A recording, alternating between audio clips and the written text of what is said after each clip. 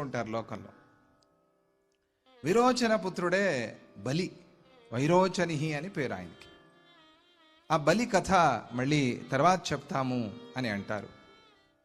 అని ఇక దితి అదితి వారి వంశం అంతా కూడా చెప్పాలి, వారి పిల్లలు అంతా కూడా చెప్పాలి. చాలా పెద్ద వంశం అది. వారికే పక్షులు, సర్పాలు, జంతువులు సమస్తము కూడా వారి ద్వారా పుట్టింది అని.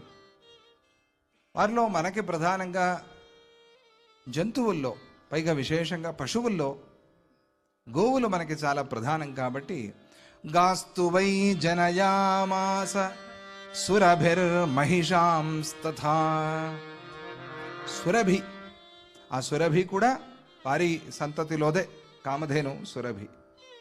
ఆ సురభి మాత, గోమాత గాంస్తు వై జనయామాస, గోవులను, అలాగే మహిషాంస్తథ. మహిష అంటే తెలుసు కదా మీకు, గేదెలు, బర్రెలు అంటారు, ఎనుములు అంటారు, రకరకాల పేర్లతో పిలుస్తారు. ఇవి రెండు కూడా సురభి వల్లే వచ్చాయి. కాబట్టి మహిష క్షీరం కూడా మనం పిల్లలకి చాలా మంచిది. గోక్షీరము, మహిష క్షీరం. మాహిషంచ శరచంద్ర చంద్రికా ధవళం దధి.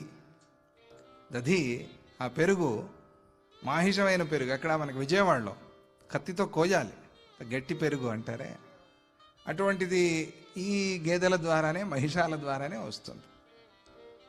ఈ గోవులు మహిషాలు రెండూ కూడా గోమాత యొక్క సంతతియే అనేది మనం అర్థం చేసుకోవాలి. కానీ జెర్సీలు కాదు. జెర్సీలు మనుషు యొక్క సంతతి అని చెప్పవచ్చేమో. ఎట్లా అండి? కృత్రిమమైనవి, కృత్రిమంగా వచ్చాయి కాబట్టి పాలు శ్రేష్టమైనవి అవి. ఈరోజు మనం మొన్న అనుకున్నాం ఇన్ని పాలు ఎట్లా వస్తున్నాయండి అని. అంటే పేపర్లో కూడా ఈరోజు వేశారు.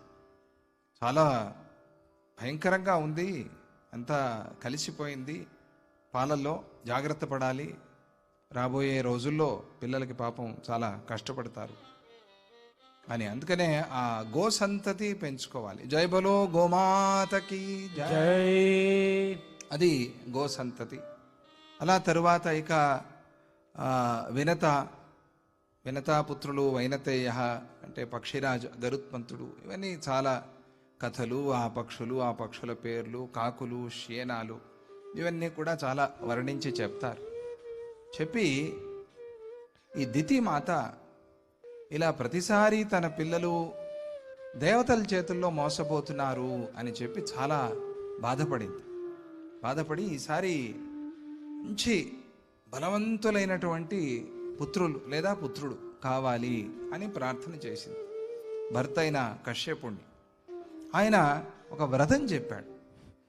ఆవిడ చాలా బాగా సేవ చేస్తే ఆయనకి సంతోషమై ఏదైనా వరం కోరుకో అన్నట్టు. అంటే ఆవిడ ఇలా, నాకు చాలా బలవంతుడైన ఒక పిల్లవాడు కావాలి, ప్రసాదించు.